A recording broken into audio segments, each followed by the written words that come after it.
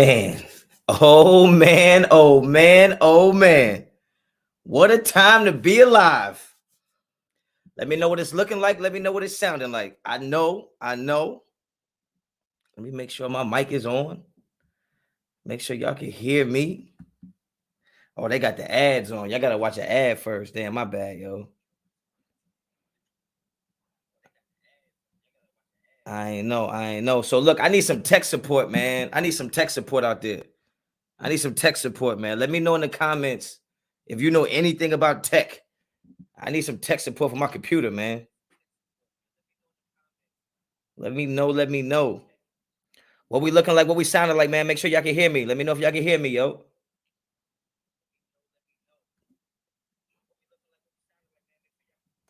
Digital prayers, what's up? MJ, what's up? Sebastian, what's up? Isaac, what's up? Local kids, what's up? What's up, Mr. Honcho? Juan, what's good, boy? Autumn Win, what's good? Yo, I need some help. I need some tech help, bro. Like, I'm in a new situation as far as my computer situation and my Ethernets. So please, anybody who can give me some help right now, please come forward to the chat and let me know, man, because I need to have a conversation with you. Who said reboot? Don't tell me, yo. Now the fade ain't looking crispy. I need a haircut, yo. I ain't got a haircut in a minute. You know what I'm saying? I ain't got, oh boy. I ain't got a haircut in a minute. But yo, I need some help, bro. I need some help. Background looks good. It's crazy though, because like I feel like that shelf looks like slanted. Like, and it's bothering me, but like I leveled it. Like, you think I'm playing like I put the level out. I put the level out. It's level, but like, you know what I'm saying? Like, it don't look level to me. Jay Castro, what's up? Better Rat, what's up? Better Rat Lisette, what's up? Gene, what's good? Joseph, what's good? Picture is solid. You already know that. You already know that. We got high quality over here. Just take a shot, huh? Damn, y'all always want me to be drinking, man. I got, yo, my poor liver, kidneys, and shit. No. Carlos, what's up? So listen, the level. I took the level out, yo. It's bothering me every time I look over there. It's just like, yo, that shit slanted. Sam Cole, what's up? KO Spitters, what's up? Mikey C, what's up? Camera's probably not level. You probably right, but it got a level on it. The camera got a level on it. I level everything. You know what I mean? Chaz, what's good? Queen Raiderette, what's good? Damn, it's been mad long. I didn't even know you was still in the YouTube algorithms. It do look slanted, right? Don't pay no mind to it, yo. Trust me. I had to like, I'm about to take that level back to Home Depot and tell one of them, y'all gave me a broke level. It ain't schlevel. You feel me? It's definitely not loopy. But yeah, what's I about to say? So the way I used to do my old lives, I used to unplug the Ethernet cord from the modem and plug it into the laptop. But now I got a new internet system. There is no Ethernet cord to unplug. So I bought an Ethernet cord. I plugged it in and plugged it into my laptop, but I still think my laptop is running off the Wi-Fi, which is what you don't want to do, right? When you're streaming. So if anybody can tell me if that's cool, like if it's, I don't know what I'm supposed to do.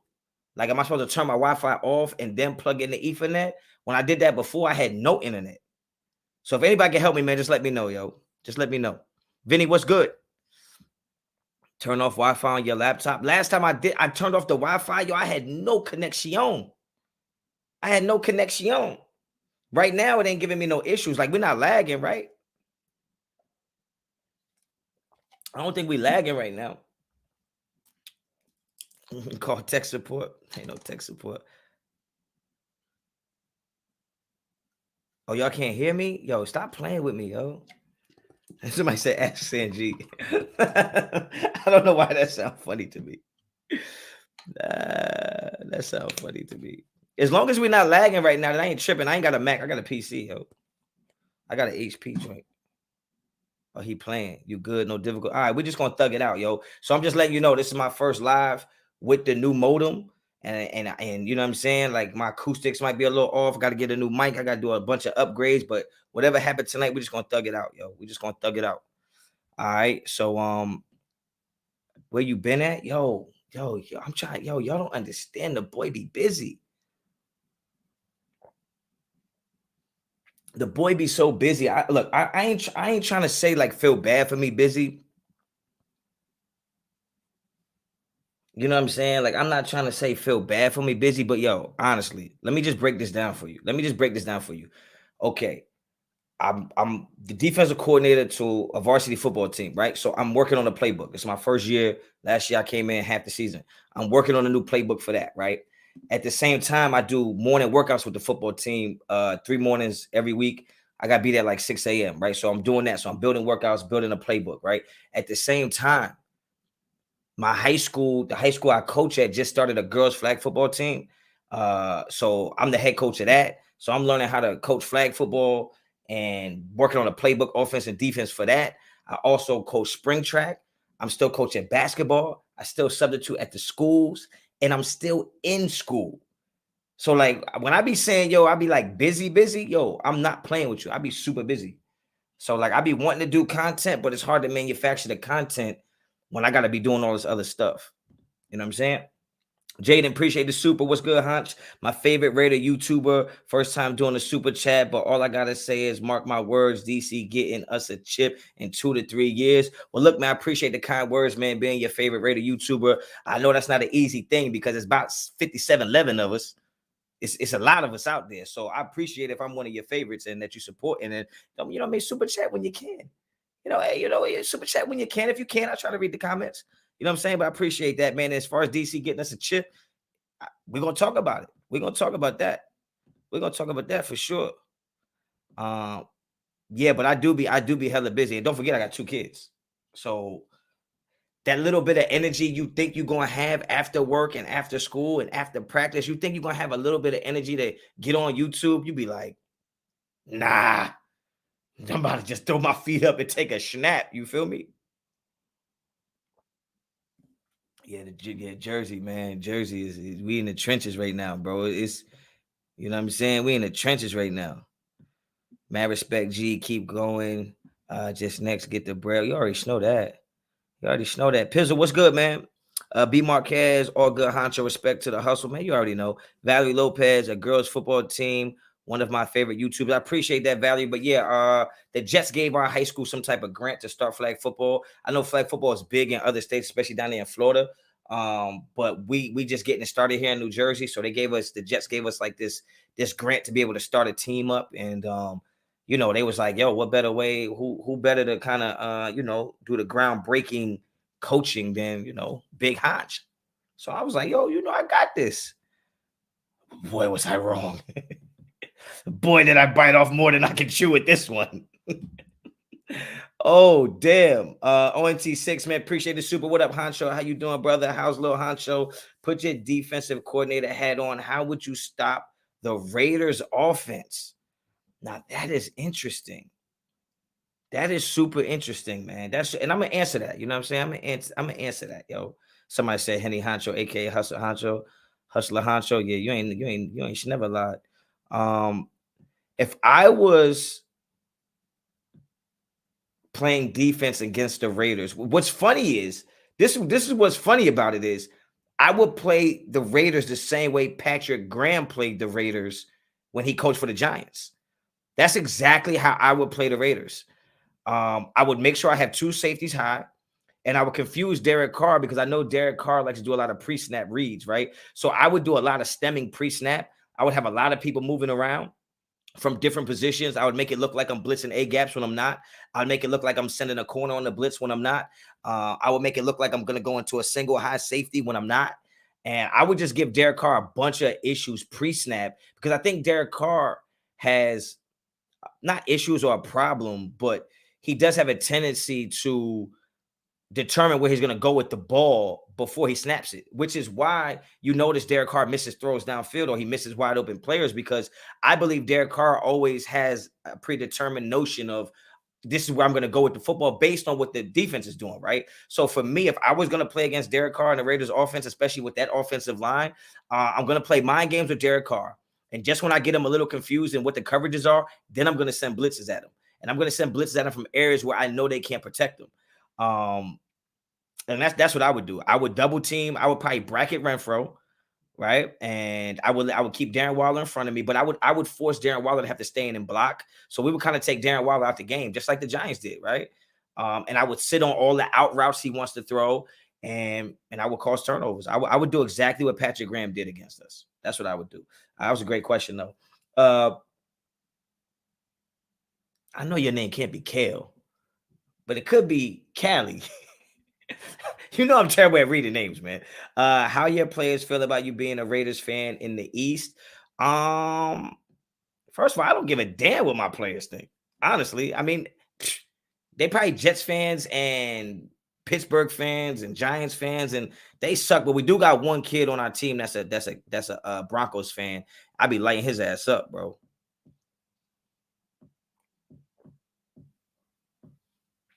I be lighting his ass up. Do you think we need to get a right tackle? Yeah, absolutely. Last play of the season is a perfect example. Yeah, I agree with that. I think the last play of the season shows you that Derek Carr will decide where he's going to throw the ball far before he has to.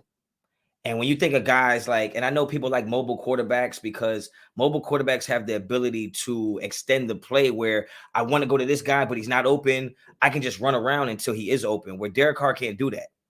Derek Carr can't do that. He can, but he doesn't. Derek Carr is more of a, I want to throw it there, and I really didn't think about anything else, so I'm going to throw it there. And that's what brings me to the point of the thumbnail, which is no playoffs for the Raiders in 2022. And my question is right now, and I want you to get down in the chat and let me know. And Callie, Kale, I hope I say your name right. Just give me an enunciation in the chat, and I mean, I'll get it right for you. Appreciate the super though. I mean, the question is, get down in the chat. Let me know right now. Do you think the Raiders have done enough so far?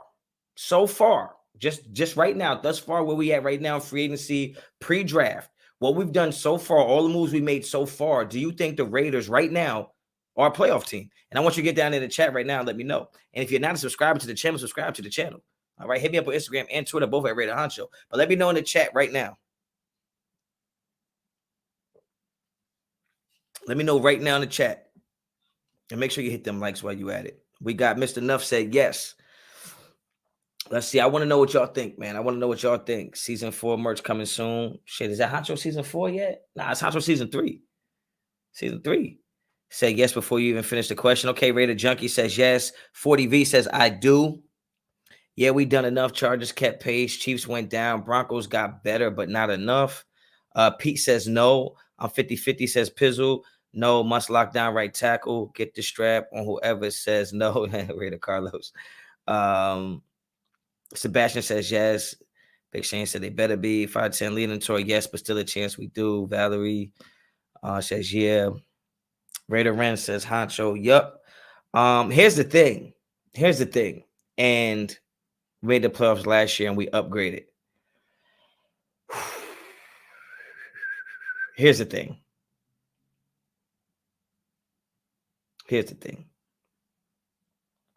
Yes, we made the playoffs last year. But and I'll never take that away from the Raiders because I thought they did an amazing job with finishing out the season. But you can kind of say we backed into the playoffs. All right, we were fortunate enough to one of those playoff wins having to be against Carson Wentz. We were fortunate enough to have to beat the Broncos with Drew Lock. We were fortunate enough to play a Nick Mullins, right, in Cleveland. We were fortunate that a couple things went our way right now. With that being said, the Raiders had to win those games, and they did win those games. So I'm not going to take that away from them. But I don't want to use last year as us making the playoffs as the benchmark because we could have very well missed the playoffs last year, right? We could have very well missed the playoffs. My thing is that I think every year the Raiders do a certain type of thing where they go and sign a bunch of players that make you feel like they've done enough to take the next step, right? And when you really break it down, what the Raiders had issues with is stopping the run and really red zone offense, right? Red zone offense was a major issue for me last year. Red zone defense was a major issue, and being able to stop the run was a major issue.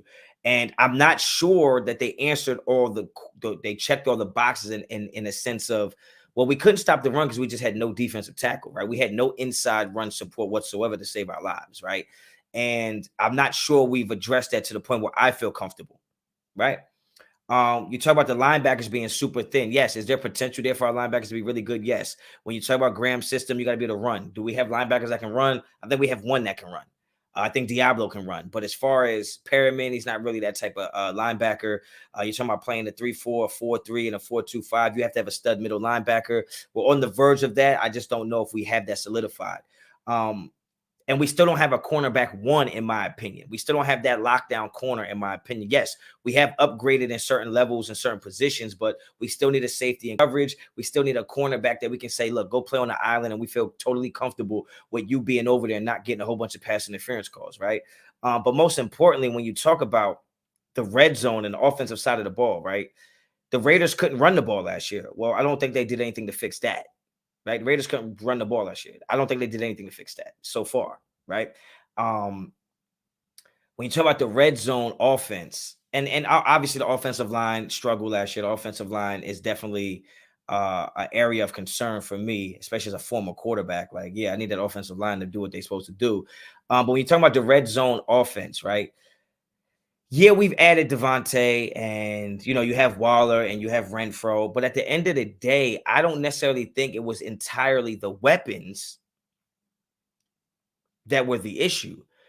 Whether we like to believe it or not, and everybody knows that I'm a huge Derek Carr fan, and I got a couple supers I'm going to read in a second. Everybody knows that I'm a huge Derek Carr fan, but at the end of the day, to me, our two biggest issues in the red zone were play calling, which is scheme, right? Schematically, I thought we were bad in the red zone. But also, at the end of the day, we need better quarterback play in the red zone. And theoretically, you think adding Adams is going to change that. But Derek Carr still is the captain of the ship out there, and he still has to get it done.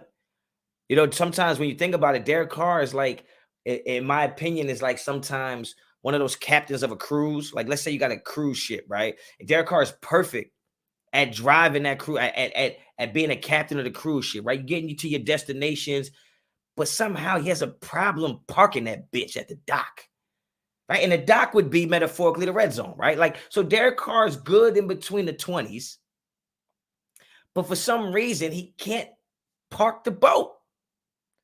And I think that that's something that no matter whether you get a better boat and you get rough seas or water that is flat like glass, at the end of the day, he's going to have to park the boat and get us in the end zone. And I just don't know if to me, he has to show that he can do that. He has to show that he can do that, and I'll continue that. DJ, appreciate the Superman. How do you feel about our line on both sides of the ball? And may you and yours stay blessed. I appreciate that, man. Thank you so much. I think the offensive side of the ball, offensive line scares me a little more than the defensive line. Defensive line, I'm still missing that guy in the middle. You know what I'm saying? But I think we'll find a way to get it done. But at this point, we have it. I think we go 10-7 again, but win better and lose in closer games instead of blowouts. Mo Dizzle, appreciate the super. I can see that. But yeah, back to my point of Derek Carr. It's just that sometimes Derek Carr does things where I'm just like, man, what the hell, bro? Like, I know you're capable.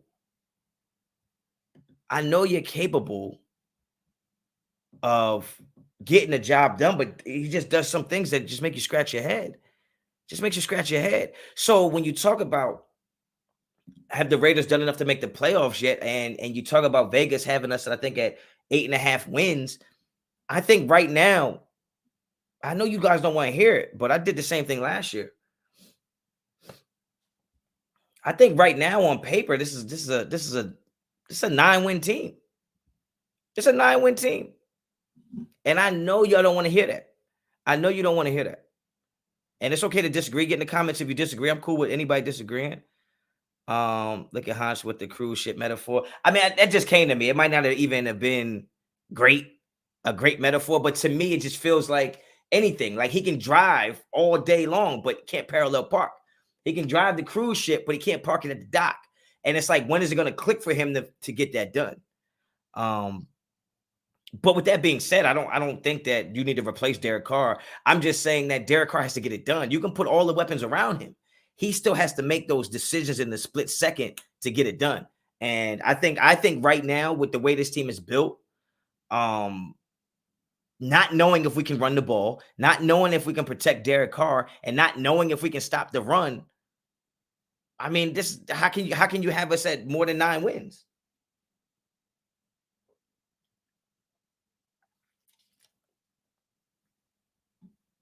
You know what I'm saying? Like if you can tell me right now for a fact we can stop the run, then yeah, okay, great.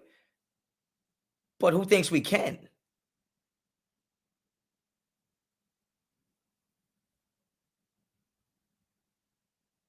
Right? Um, my man said, Brandon said, I can't agree, respect your opinion. No, I think Tay will upgrade DC to a whole nother level. I don't think we're disagreeing with that.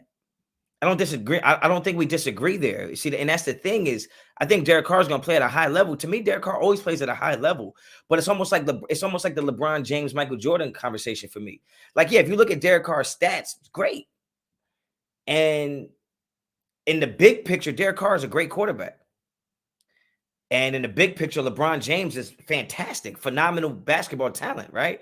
But there's moments, there's certain moments, and Derek Carr has great moments in the end of games where he gives us the comeback victories and he throws the pass he needs to make, just like LeBron makes the jump shots he needs to make at times. But then there's other moments where you're making it harder for yourself. You're making it harder, and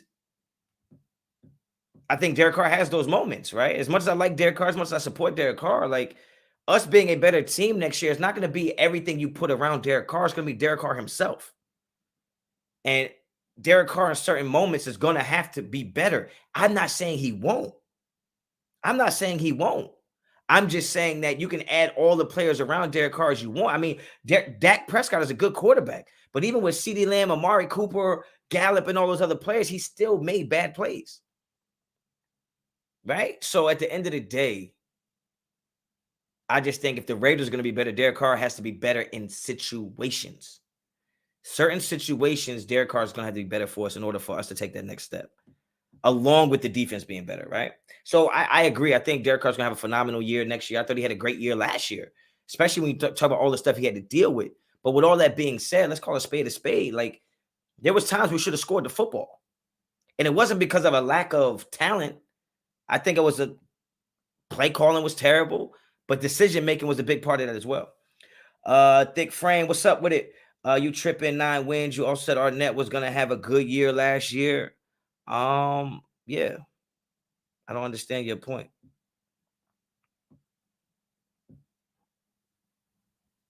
I don't understand your point. I mean, if we're gonna do how many things I was right on and how many things I was wrong on, it's a very short list of the things I've been wrong about. I mean, we can do that if you want. I mean, if you want to check the track record, um, yeah, was I wrong about Damon Arnett? Yeah, but that's also because I still believe Damon Arnett is a better man-to-man cover corner than Casey Hayward. Period. I mean, yeah, but that's not the system that Gus played. Damon Arnett would be very, very well suited for Patrick Graham's defense. And you can't tell me he's not. Just look at the player profile. So at the end of the day, was I wrong about Damon Arnett? Absolutely, I was wrong about Damon Arnett. I was. But I told you before the season started last year, that was a 9-win team, even with Henry Ruggs. Right? I told you with 5 games left, the Raiders would go 4-1 and win and make it into the playoffs. So when you talk about being right and being wrong, I mean, you paid $10 just for me to agree with you about Damon Arnett. Damn, boy. That's a lot. Mikey, appreciate the Superman. Thank you so much. People don't want that smoke, man. I'm probably the worst person. You're not look, at the end of the day, nobody can call me out for something that I've said on camera. I've said it in front of everybody. Yeah, I appreciate the $10, but I said it in front of everybody. I thought Damon Arnett was going to take a step forward next year and he was going to be really good. I don't think him not doing it was a talent thing, right? But Damon Arnett is a man-to-man corner. He just wasn't good at cover 3. Joey, what's up? Honcho, we were a much better team with Ruggs and Waller. I believe we win some of those games if that shit don't hit the fan. Yeah, but we can't do all the hypotheticals, man. We can't do all the hypotheticals. It's Kale. Got it. Thank you. Penalties killed us in the red zone also. Yeah, I don't disagree with that. But how you can't convince me that those things are going to change. I have to see them change. I have to see those things change. Right? I have to see those things change. So when you talk about the Raiders win total be 8.5, I would go over. When you talk about the Raiders being the playoff teams, I gotta wait and see what they do. I gotta wait and see what they do, man. I gotta wait and see what they do. Niners are better than the Raiders.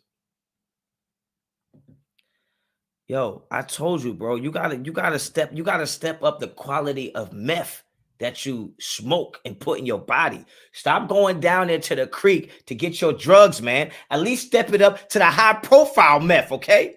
Because you got to be high right now. You got to be high right now. Is you crazy? He got to be high right now.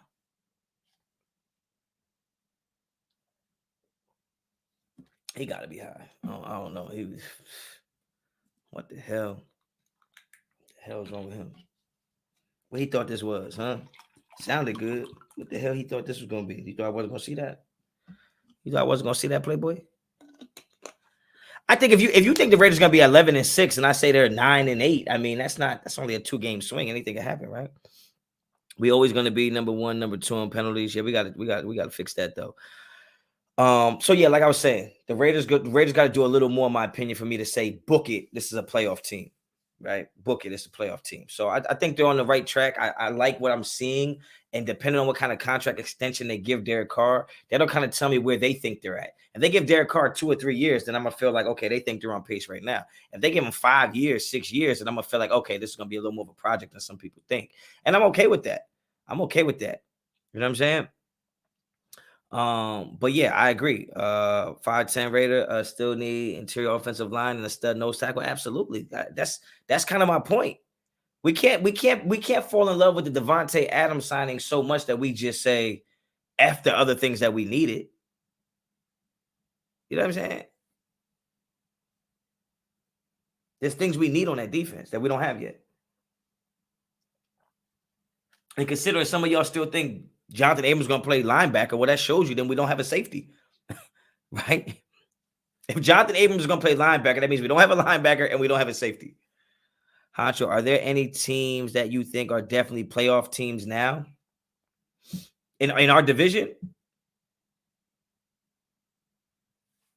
In our division?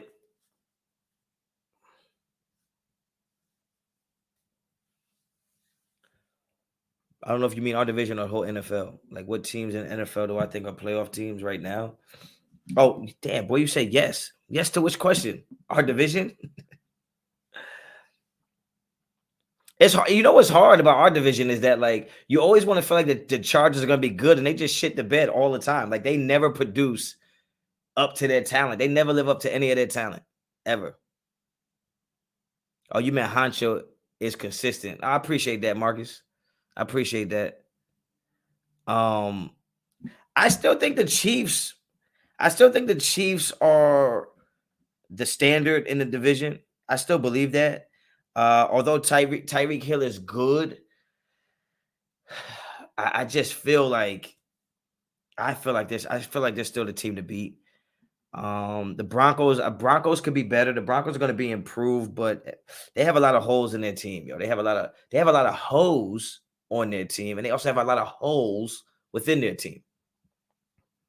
So I think the Raiders are like right there. I think it's going to be a bloodbath in the AFC West this year, where you might only take 11 wins, but it's going to be tough, man. The Raiders have to play sound football for 4 quarters, and it's been a long time since I've seen them be able to do that. Even in 2016, when they won all those games, they won like 7 games at the end. Like, it was like last drive, last second stops. Like, we haven't had a team that just puts you away since what, 2002, 2001. So it's been a while since the Raiders have played complete games. It's been a while. It's been a while, yo. But real quick before I get any further, man, I gotta shout somebody out, man. Damn, I wish I knew that. I can't even pronounce this person's name, but Sequoia Hall. Sequoia Hall. I don't know how you pronounce that. Sequoia. I don't know how you pronounce that, but Sequoia Hall sent some stuff to me to give to my son. So I just want to give a shout out to this individual because this was very nice and they didn't have to do this. And they don't have a social media, so I can't like tell you to go follow that person. But man, they sent some stuff, man, and like I mean, look at that, man. Is that not fire, man? Is that not fire? Man, that's fire, yo. That's fire. That's definitely gonna get framed up. We're gonna frame that up, and they got the authenticities. And then this one I really love, man. This ain't no auto, but man, how could you not love that, man? How could you not love that? The GOAT himself. Without this, I wouldn't even have no name, man. I'd be nameless. I'd be nameless without this guy right here. You know what I'm saying? I'd be nameless. So I appreciate that, man. That was really nice. And I just wanted to take the time out to salute to that individual. But yeah, those is definitely getting framed, and we're gonna find somewhere because I'm actually gonna turn the Honcho Lab into the Honcho Lounge, and we're gonna do this live streaming podcasting thing from a different angle, maybe a wider angle, so y'all can see all the stuff that I have here, and we'll be framing stuff, and we'll have a little more of a background so we can see all the stuff. So that's definitely gonna be something that's gonna make it up onto the wall. You know what I'm saying? That's what it is. I be Jamarcus. You be Joanna. I be Jamarcus. You be Joanna, man. Shut your ass up, William.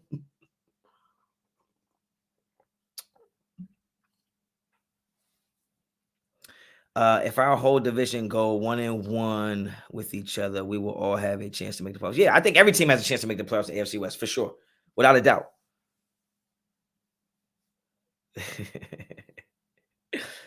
Joanna, man, that's crazy. Improve offense, defense scheme, coaches and players with draft, post-draft, absolutely better, and 4 more wins, in my opinion. But it's a guessing game until the fat lady sings. That's a fact. I respect it. Anybody who tells me they think the Raiders are gonna win 11 games, I'm not gonna argue with that because the difference between 11 and 9 wins is really that's a coin flip, right? So I'm not gonna be mad at that. But if somebody tells me this is a 14-win team, it's like, come on, yo. If somebody beat Chris Rock, I'll be Will. Yeah, we ain't getting into that no more, bro. We ain't getting into that because I don't know. People seem to be talking about that differently than I am. I don't know what's going on. All right, so we talked about the Raiders making the playoffs. We talked about the over under. Let me get y'all in the chat, man. Let me get y'all in the chat. This is not a 15-win team, TD's It's not a 15-win team. On paper, how would you rank the AFC West? I would rank the AFC West as until the Raiders get a defensive tackle, man. All right, you said on paper. On paper, I'm going on paper. That means if I'm just looking at the roster, on paper, I'm going Chiefs. I'm going Chiefs, Chargers, Raiders, Broncos on paper. On paper. Make sure you hit them likes for the boy. On paper. On paper. But Chargers and Raiders are 2A and 2B. I think they're really close, and I think they both have a good step over the Broncos, in my opinion. Gideon got to step out and get to work. Great stuff as always, Honch. I think Carr was showing improvement in the red zone with the new staff. That's what's up, man. Gideon, I appreciate it, man. Have a good day at work or a good night at work. I think Derek Carr is gonna be fine, man. But you got to talk about it, right? I wouldn't be who I am if I didn't mention that there's two sides of it, right? There's both sides of it. He can improve, but he's also had issues. Like they're both things, right? DJ Lenny, yo, Honcho, stay blessed, my guy. I'm heading out. All right, man. Have a good one. You know what I mean? Why you think the Chiefs are still better? Because the Chiefs to me are the big brother. And sometimes the little brother gets a little bigger and they think they can beat the big brother until the big brother smack flames out their face. And then you're like, oh, okay, you the big bro. I forgot. So I think the Raiders have a psychological hurdle they have to get over. And sometimes that could take a lot, right? And Derek Carr had an issue with winning in the cold out there. He kind of got over that hurdle. And then last year we got swept by them boys. And I think that until we actually go take it to them for 4 quarters consistently, then I think they're the team to beat. And he said on paper they have the best quarterback. So I'm always going to lean that way. I think on paper their defense is better than ours. So on paper, how could I not say the Chiefs? Mario, this was my thing about Carr, not saying he's trash, but his inconsistency is the issue to me. Offense has to outscore our opponents, period. I think every offense has to outscore their opponents. But at the same time, I think Derek Carr has inconsistencies, but he's been consistently good.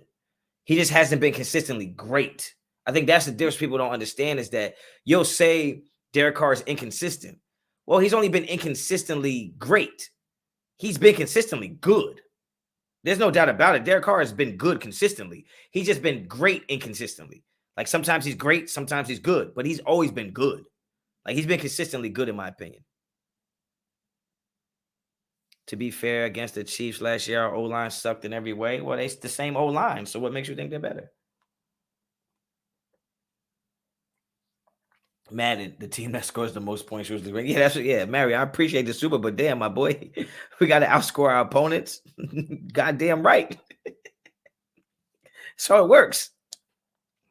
That's how it works. So, we talked about the records. We talked about going to the playoffs. We got the draft coming up, and we haven't really made any moves to get into back into the first round, back into the second round. So right now, our pick is number 86, right? And I've been doing a few mock drafts here and there. I know y'all been doing mock drafts here and there. I just want to know in the chat right now, who is the guy you're looking at for the Raiders to pick at 86, or who is the guy you think the Raiders should pick at 86? So get down in the chat right now. While you're in the chat, make sure you hit the likes. Make sure you hit the subscribe button. If you want to become a member, hit the membership shit. You know all the shit we got going on. Get down in the chat right now. Let me know at 86. Who do you think is going to be there at 86 that the Raiders should grab? Pause.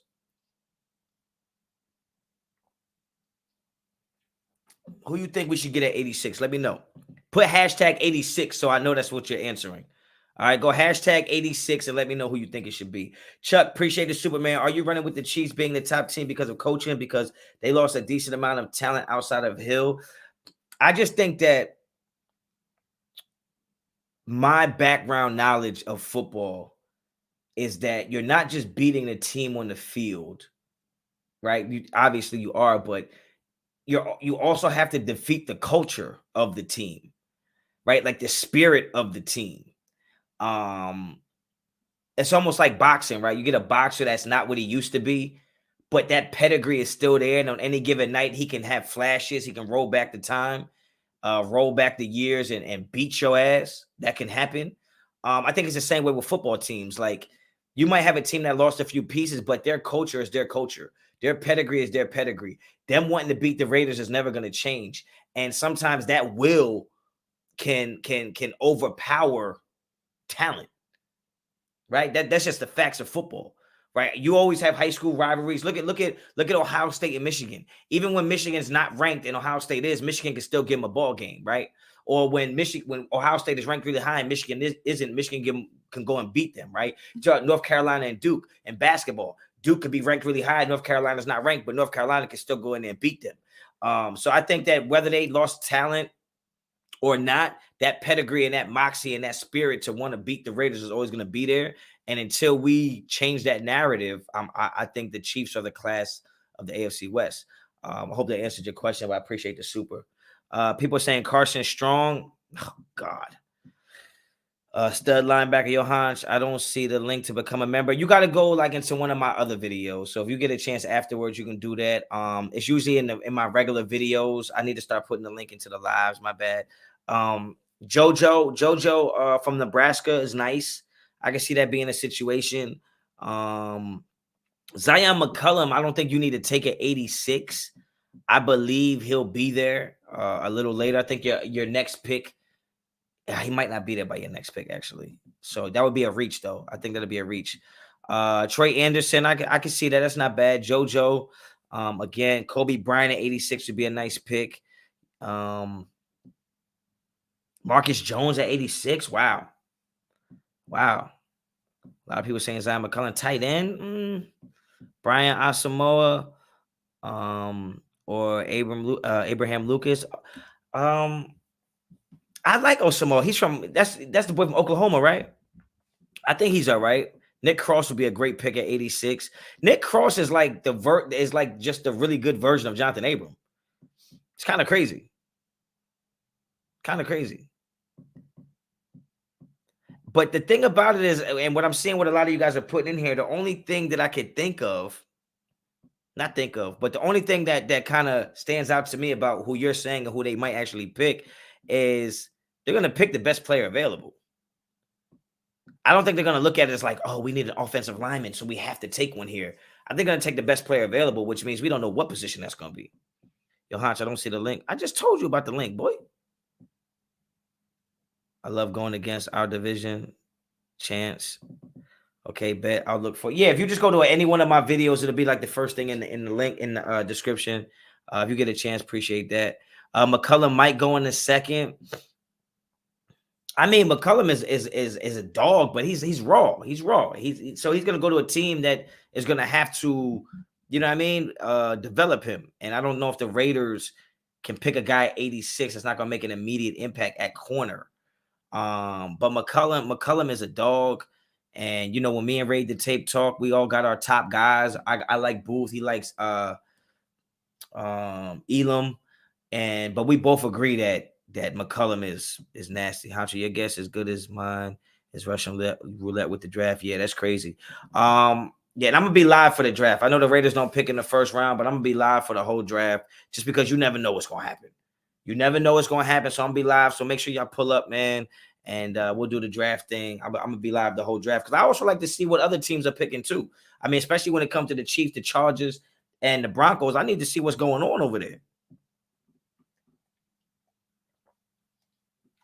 I got to see what's going on over there. So at 86, man, it looks pretty wide open for you guys. A lot of you guys want to go linebacker, and a lot of you guys want to go corner. That's what it's looking like. Hopefully, the scouting department does their homework. Yo, I was hearing that Gruden wasn't even listening to the scouts. They said Gruden wasn't even listening to his scouts. DeMarco Jackson as a replacement for Perriman. I'm not mad at that. We need better O-line play in the red zone. The Raiders used to be top 10 in the red zone efficiency until Gruden arrived. That's a fact. But that's what I'm saying. Until you know those things are guaranteed to change, then I can't just sit here and be like, this is a playoff team now because it's a year later and we got Devontae. I mean, shit is going to have to go in our favor, yo. We're going to have to step it up. We got to get a DT. We got to get linebackers. We got to get offensive line figured out. And, you know, you can't afford to miss on those things. I don't know if Ray's going to go live with me on draft. He's definitely more than welcome, but I know he might be doing some things before the draft that we've been working on. And, you know, we're going to have a show for y'all coming up shortly. I don't want to say anything because, you know what I'm saying?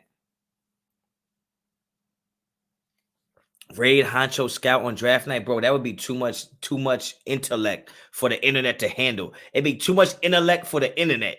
Like the shit we would crash the internet with so much knowledge of what's going on. Like, somebody asked me Cambosa or Haney. Now this is funny because somebody asked me this a week ago and I said Cambosa. And then I started thinking about it and I'm like, if Devin Haney just works his jab, Cambosa's not going to be able to get close to him. So I can see Devin Haney winning on points, but if Devin Haney tends to get sloppy, and if he gets sloppy, I think Camboso will catch him and he'll hurt him. But if he keeps him away with the jab and the 1-2s and work and move, stick and move and box, he'll be all right. He'll be all right. Tank or Rolly's gonna die. Rolly's gonna die. Like I mean, Rolly's gonna die. Like he's already got CTE. He already don't have a fully functional brain. Have you heard the man talk? Like I seen the interview with Rolly. They asked, "Oh shit, I might be lagging. Yo. Pray for me. Pray for me." But I saw Rolly do an interview where they were talking about his game plan for Tank, and he was like, "I don't need no game plan." And I was like, "Okay, he's gonna die. He's gonna get his neck snapped. His head is gonna fall off of his body. Tank is gonna destroy him. Tank is gonna destroy him." I think Cambosa's dropped Devin Haney too, because I've seen Devin Haney get hurt too many times.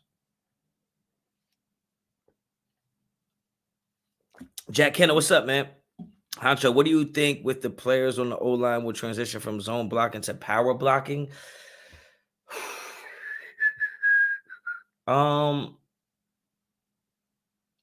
It's hard to say, man. It's hard to say. I like zone blocking. To me, I like zone blocking, especially when you think of running backs like Jacobs, who can kind of pick which lane they want and pick which cutbacks they want. I like zone blocking better. But I can't really answer. I don't know. I'm not gonna lie. You would have to ask Sanjeet that. He would probably know better than me with the personnel on the line. I try to stay away from the line. I can talk defensive line, but offensive line, I stay away from that. Because when you talk about pulling and you talk about scoop blocking and you talk about Ted blocking and you know what I'm saying, all that kind of stuff, like it's just too much. It's too much for me to worry about. So I would probably ask Sanjeet all that offensive line stuff, honestly. Zone blocking got us killed in the red zone, but why you shouldn't have to zone block in the red zone? Like that's a different type of thing. But I mean, Josh Jacobs is fully capable of toting the rock, whatever, whether it's zone blocking or power blocking. You know what I'm saying? Wave check. My waves is trash right now, bro. Like my waves is really, really like I need to step it up, bro. I haven't worn a do-rag in I don't know how long. I just be going to bed and shit. I don't be wearing no do-rags and shit. So I gotta step it up. Yo. I gotta step it up for sure. You honestly believe defenses are going to be able to match up with Renfro, Wilder, and Devontae? Come on, dude. How can this team be worse than last season? It makes no sense. What makes no sense is that you think that because we don't win more games, that means we're worse. It doesn't mean we're worse. Like that's not necessarily how it works. Like I'm pretty sure the Golden State Warriors team that won 70 something games wasn't better than the team that won less games that won the championship, right? I'm pretty sure when they won 73 games or whatever, they didn't win the championship. But then the next year, they didn't win that many games and won the championship. So, I mean, just because you win less games doesn't mean you're worse, right? So, I'm not saying that they're going to be worse than they were last year. And I'm not saying that teams are going to be able to match up against Waller, Renfro, and Devontae. But if Derek Carr doesn't have time to throw the ball, it doesn't fucking matter who he's throwing to. He won't have time to get them the ball.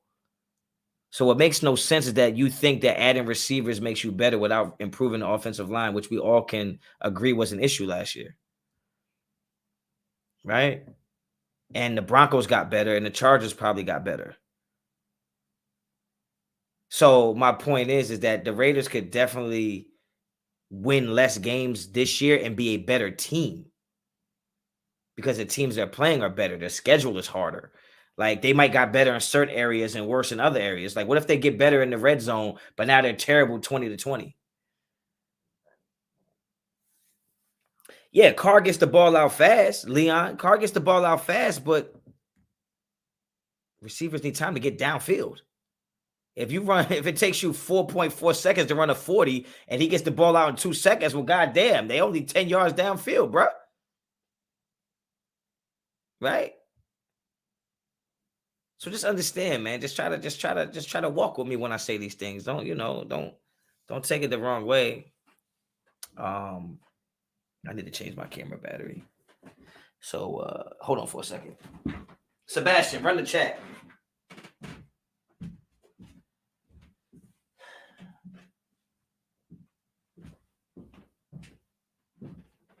Sebastian, run the chat for a second. I'll be right back. I got to change this battery.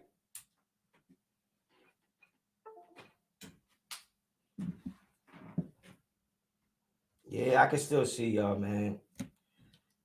I don't even know if Sebastian is a mod, but he running the chat right now. So y'all show some respect to that man. While I try to change this damn battery. Hopefully it don't take me 16 hours.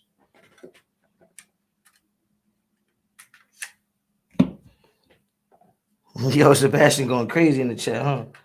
He's like, I've been waiting my whole life for this. Yo, what the hell?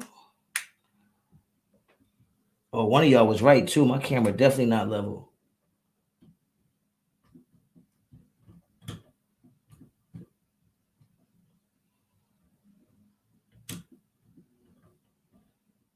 Why the hell is this shit taking so long to fucking...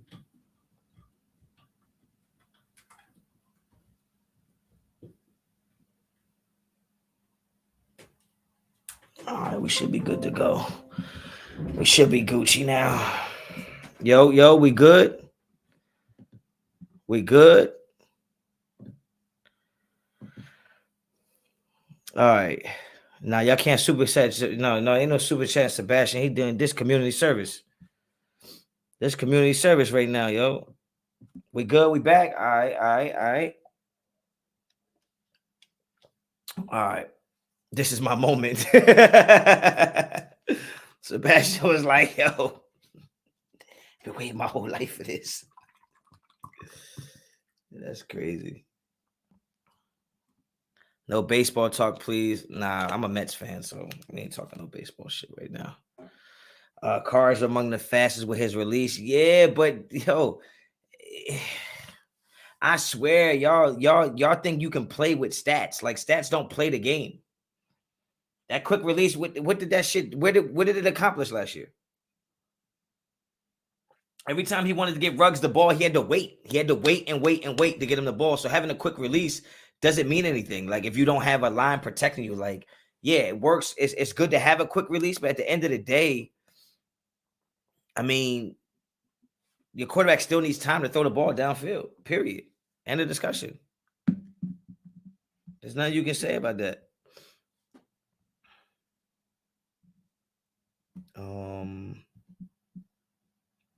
Yeah. 4,800 yards in the playoffs, my G.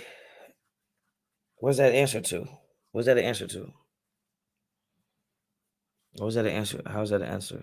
Renfro gets the ball a lot. Quick release is a waste to get at it. That's what I'm saying. It's like we brought in Devontae Adams to push the ball downfield. If Derek Carr doesn't have time to throw the ball downfield, how many times did Derek Carr get ridiculed for being a check down guy? Right? Like, that's what I'm saying. Like, we're not going to win with Derek Carr having to throw the ball in 1 second, 2 seconds. He's going to need time to get the ball downfield. Like, that's just what it is.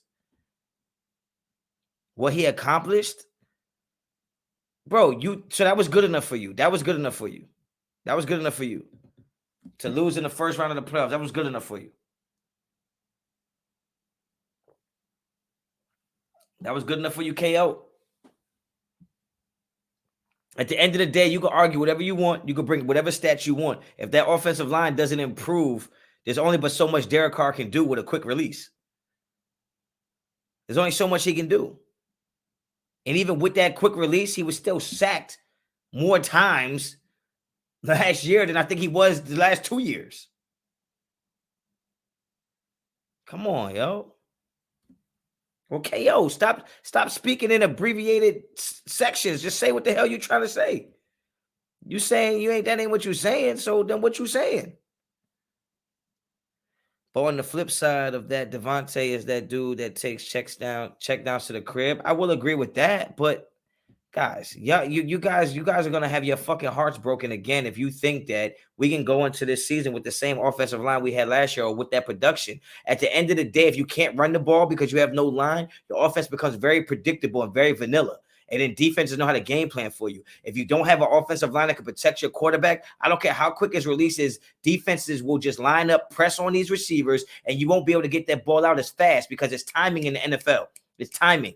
So the minute I take your timing away, you're not going to be able to get the ball to where you want to get it to. So at the end of the day, say whatever you want, bring up any stats you want. If you don't have an offensive line, you are not going to be successful.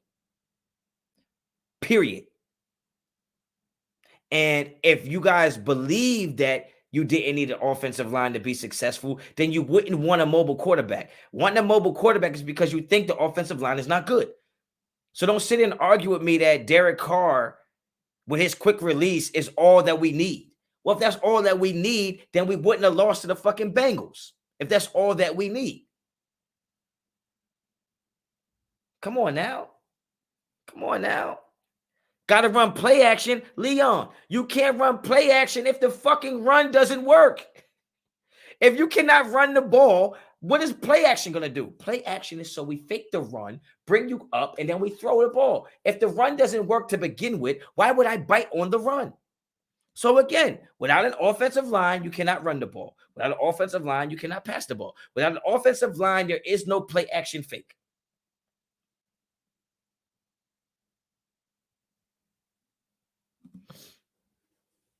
You gonna keep it a beam? Nobody says that. We keep it a beam. We're not making no excuse for Derek Carr. This is not an excuse about Derek Carr. This is not an excuse about Derek Carr. This is an excuse of why y'all think we're gonna make the playoffs. Without a good offensive line, we're not gonna make the playoffs. That's all I'm saying. Like, don't take my argument out of context. Like, you can't take the argument of we need an O-line and think that I'm saying Derek Carr's not going to be good because we don't have an O-line. You know what I'm saying? Like, the argument is based on what good is it going to be to have Devontae Adams if we can't get him the ball because Carr doesn't have time. That's all I'm saying. Hopefully the entire team improves. The whole team, including coaches, got to step up because the division is loaded. I agree. We had so many 20-yard completions this year. Yo, every year is different. Every year is different. Every year is different. We're not going to win any. I promise you, this is not something I'm going to be wrong about. We're not going to win any games based off the stats we had last year. Those shits do not exist anymore. They do not exist. Okay, we're not going to win any games based off what our stats were last year. We're not. We're not.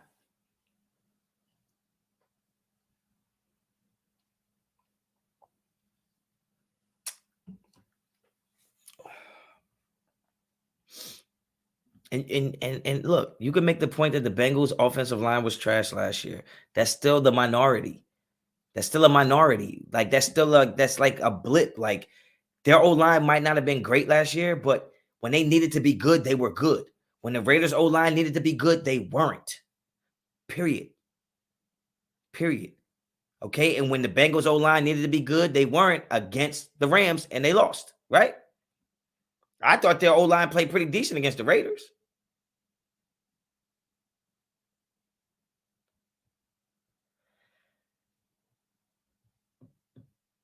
Jack Kenna probably said that on every content creator show, what you just said. Hold on. Let me see. I want to see what he said. Hold on. What Jack Kenna said. Yeah, somebody tell me what he said, yo. Sound like he said some inquisitive shit. I missed it. Because somebody says,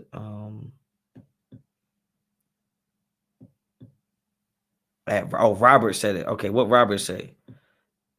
Probably said that what you said, and I said that you said it. Oh. God damn, Robert, what the hell you said? That's why we'll watch Wilson run, because his O-line is going to force him to run. That's a fact. Maybe that's what he said. Shit, I ain't going all the way back up. That should be tedious. Best offseason since 2001. I like what we did this year so far. We got a long ways to go, though. I just don't want to be the guy that's just like telling you everything you want to hear that makes you feel great about our situation when it's like we have work to do. We have work to do. I agree our O-line is not very good, but we can still make the playoffs. Leatherwood can improve. Yeah, but you're saying a whole bunch of hypothetics. Yeah, he can improve, but has he? Will he? There's nothing wrong with saying I need to see it. There's nothing wrong with saying that. Hey, Troy, I appreciate that. I appreciate the super sticker, man. Thank you so much. I said best offseason since 2001. Oh, yeah, I agree. I agree with that if that's what you said. I agree. But it's just it's just I'm just telling you, man. It's like you in a relationship and the girl is over the boyfriend. The boyfriend is tripping, and then she break up with him, and he's like, "I promise, I'll do better." Yeah, that shit sound good, bro, but that's all it is. It's just you saying it. The work has to be done to prove it. Everybody keeps saying what the Raiders can do, what the Raiders might do, what the Raiders could do. But every year it's the same thing, bro. I'm old enough to know that every year we go into it thinking that these names on the back of these jerseys is going to make the difference. And every year it's like something else is the problem. So all I'm saying is I'm not saying the offensive line is trash right now. I'm not saying they're not going to be good. I'm just saying is if I ask the question in fucking April, is this a playoff team? Don't say yes based on what you think the Raiders might do.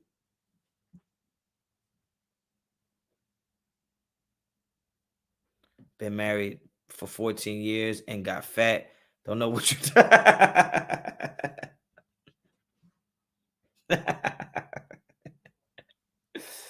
Yo, that's crazy. You got to admit we're definitely better year after year. What? What you mean? I think this year we have the people in place in the front office. I think the culture is different. I think the attitudes in the building is different. I think that they're approaching this thing the right way. And I think that you have the makings of a team that's going to turn the corner. I believe that. I believe that. But you don't play the games based on those things. You actually have to play the games. The players have to play. Those players have to step up. Like Brian Edwards is going to have to be something close to what we think he can be, right? Like Derek Carr has to be what we all think he can be. The O-line has to be what y'all all keep thinking it's going to be. Josh Jacobs has to stay healthy. Hunter Renfrow is going to have to duplicate a year that was just out of everybody's expectations last year, right? Bro, Honcho, you could say that about every team in the league. You have to make some kind of prediction. I did make a prediction. I think my prediction is right now that this Raiders team is a 9-win team. That is my prediction. That is my prediction. Right? But last year we bought Gus Bradley, and then all y'all tried to tell me how good the defense was going to be. I said the defense was going to finish the year ranked 20th. They ended up 26th. So y'all was wrong.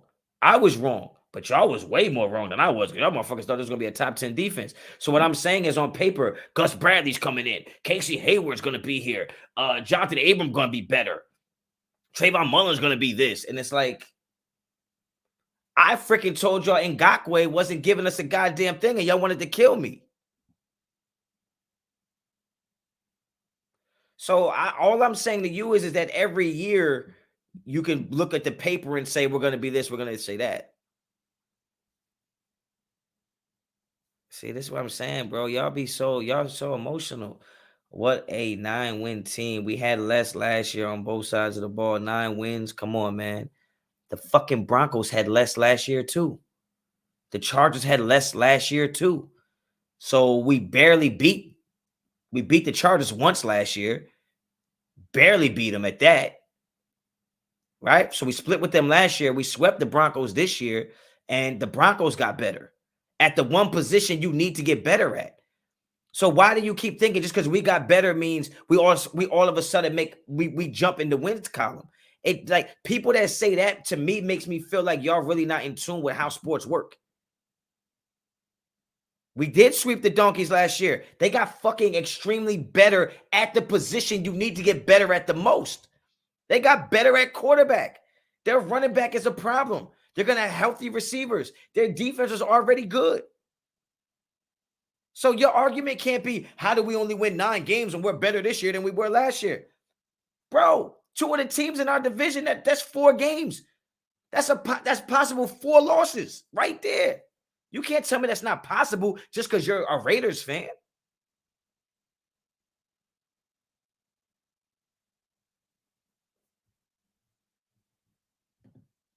My bad, bro. My bad, bro. My bad, John. I got you, John. Just hang in there, bro. I'm still getting used to this shit.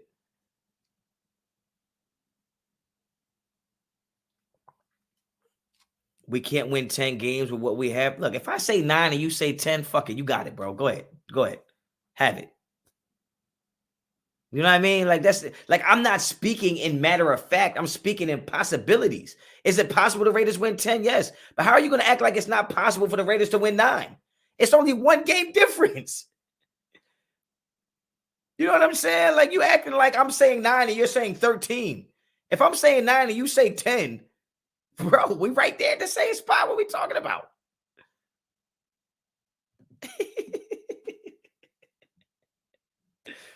Sal, appreciate the Superman first time Honcho. Come on, Raider Nation. My boy is just talking the facts. Derek Carr needs time to throw the ball. Wilson ain't doing crap without defensive ends. You're not wrong about that. And I appreciate the backup, man, because they be trying to slaughter me out here for just speaking the truth. We win in 11 or 12 games.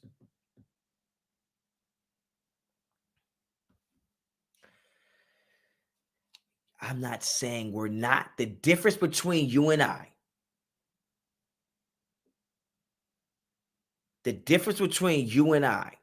is I'm saying a number and I'm giving you factual evidence of why the number is the number. You're giving me a number and your argument is we're better than we were last year. The fuck does that have to do with anything? So what I'm asking you to do is don't be mad that my number is 9 when I'm giving you the reasons why it's 9. You're telling me your number is 11, 12. Tell me why. Give me the reasons why. Tell me because we got a better defensive tackle. Tell me because our offensive line got better. Tell me because we have 2 safeties that can cover instead of 1. Tell me that we have a number 1 corner. Tell me why you think we're winning 11, 12, 13 games. I'm telling you why I'm saying 9. Robert, you said 12 and 5. Tell me why. The 4th toughest schedule in the NFL we have with one of the worst offensive lines. But you think we win 12 games this year. I'm not saying we're not. Just tell me why. Troy, 10 last year, 9 this year. We are worse this year. It doesn't make you worse because you win less games. Makes your record worse. Doesn't make you a worse team.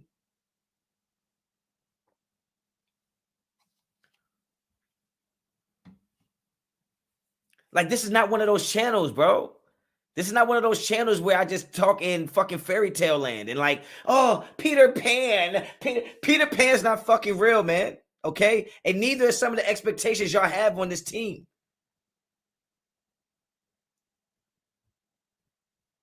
It's not.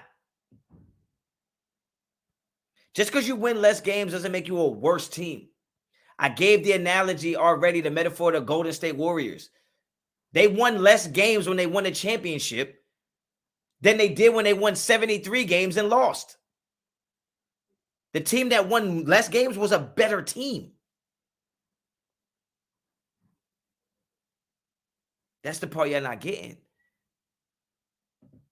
They only happy if you predict we go undefeated. Like, yo, yeah, like that's what it feels like. That's what it feels like. Devontae Adams adds 1 game. That's not a fact. The fact is our offensive line was not very good last year. The fact is we had no interior defenders to stop the run last year. The facts are we couldn't play man coverage last year. The facts are we sucked in the red zone on offense and defense. Those are the facts. We could not run the ball. Those are the facts. Now, have we improved on every one of those issues? If the answer is no, then why are you so upset if we lose one more game than we did last year? I'm not saying this team is worse than it was last year. I'm not saying that.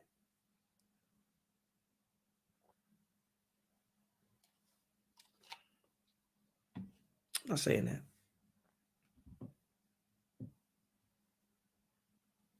Nine and a half. So what? Give the Broncos and the Chargers the up on us when we've been making improvements too. I didn't put the Broncos ahead of us. But this is my argument, right? This. It's so layered. The arguments are so layered, right? And I try to stay with it. I'm trying to stay with it. The Chargers were better than us last year. We lost to them once, and we barely beat them the second time. Did we beat them? Yes. But the Chargers were better than us last year. I mean, I think we had the same exact record. We just happened to beat them that last game to get in, right? I think the Chargers on paper have a far better defense than ours. And that defense already gave Derek Carr and his offense problems. I understand we got Devontae now, right?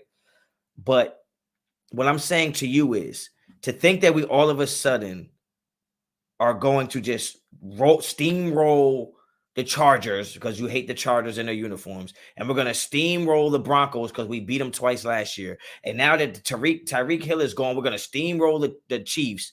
It's just not realistic. That would be like saying that the Raiders beat every team they should have beat last year, but yet we lost to the Washington football team. We were a better team than them, and we lost to them. So we could be better than the Chargers and Broncos. Don't mean we're going to beat them. We still have to play the games. Right? Well, you already know how, hey, Leon, you already know how I feel about fucking Gus Bradley's defense, right? And I told y'all that shit last year, and everybody wanted to fucking kill me. But again, yeah, good point, Tommy. We were a better team than the Giants. Did we beat the Giants? Fuck no. We didn't. So at the end of the day, all I'm saying to you is that even if we feel like we're better than the Broncos, doesn't mean we beat them because we didn't beat all the teams we were better than last year. Right? So I'm just saying, for us to just think that because we got Devontae Adams and because we won 10 games last year means that we won. I'm gonna give you a perfect analogy. It's like when I ran track my junior year, I ran 49 in the 400. I thought that automatically meant the next year because I practiced every day and I was a year older and I was automatically gonna run 47. Well, what do you mean? I'm gonna be worse than I was last year? How could that be? I worked harder. I trained more. I ate better. I quit smoking. All those things can be true. Doesn't mean you're going to perform better. So all I'm saying to you is that we're not going to beat the Chargers just because we beat them last year. We're not going to beat Denver because we beat them last year. We have to actually go beat them again now. Hey, Laredo, what's good with it?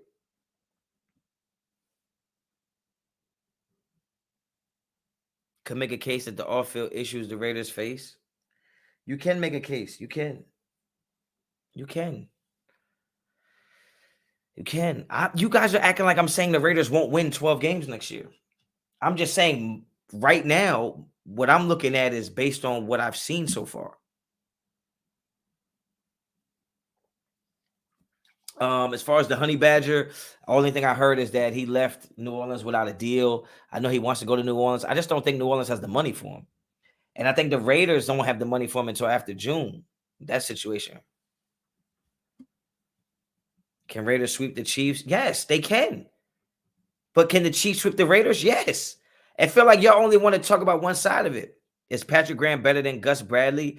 I think when Gus Bradley has the right players, his defense can work. But it's hard to play that defense in the NFL right now. But you guys got to understand, as much as I like Patrick Graham, I think Patrick Graham is going to bring nuances and different levels to our defense that we need. The 4-2-5 that everybody's so in love with is not all that different than what Gus Bradley's actual formation is as well. And I think people don't understand it because when you talk about Gus Bradley playing the cover 3, well, when you line up against 4 or 5 wide, I mean that 4-3 looks a lot like a 4-2-5. 4-2-5 is nickel, right? So if you run a 4-3, which Gus Bradley runs, and you go nickel where you're taking a linebacker out, that's 4-2. 4 DBs, corner, safety, and then the extra DB, which is a nickel, it becomes a 4-2-5. Too resilient, appreciate you.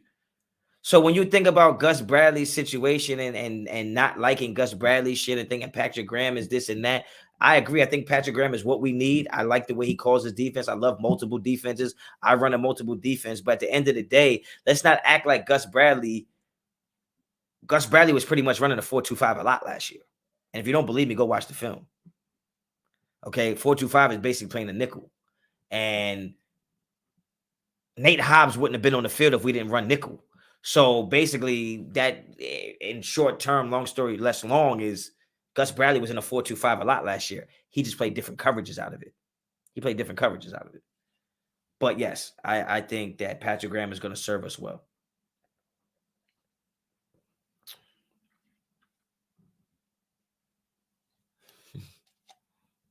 I got Ziegler on the phone. He asking who we need to pick up in free agency for you to put us at least number 2.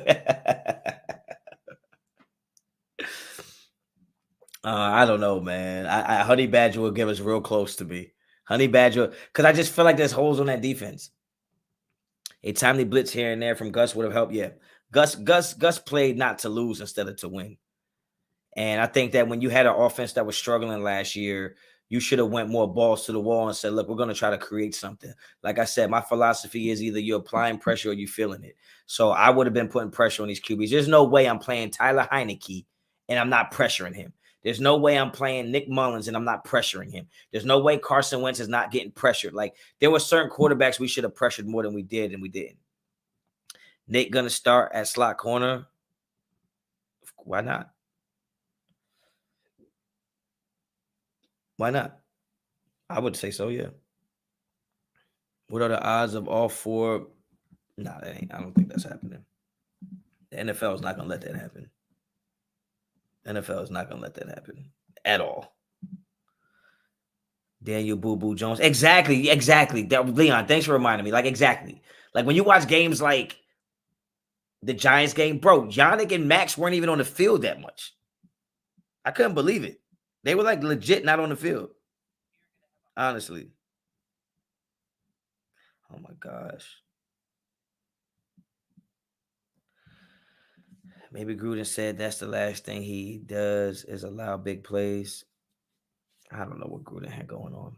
Gotta say, Gus Bradley had guys wanting to play for him. Who has Graham got out of free? I don't care. I don't believe in that shit. I don't subscribe to that type of ideology of Gus Bradley should get credit because he got guys to come play here. I don't give a fuck. He got the guys he got to play here didn't give a shit outside Denzel Perryman. And Denzel Perryman is still here, so he didn't leave with Gus. So at the end of the day, I'm not buying into all that. Gus Bradley got guys to play here because he got Yannick here. I didn't think Yannick was that great for us. He got Casey Hayward here. Casey Hayward was good in the sense of that. I mean, shit, the other corners were so fucking bad. Like, you just didn't have to throw the ball to Casey Hayward's way. But when they did throw the ball his way, it wasn't like he was locked down. You know what I mean? Yeah, I agree. I think Casey did okay, but I think he did okay by default because you didn't have to go to that side of the field as much. Perryman is not overrated, but I think Perryman, I don't know if he could duplicate what he did last year. Gus Bradley says, square up Honcho. Boy, you fucking talking about?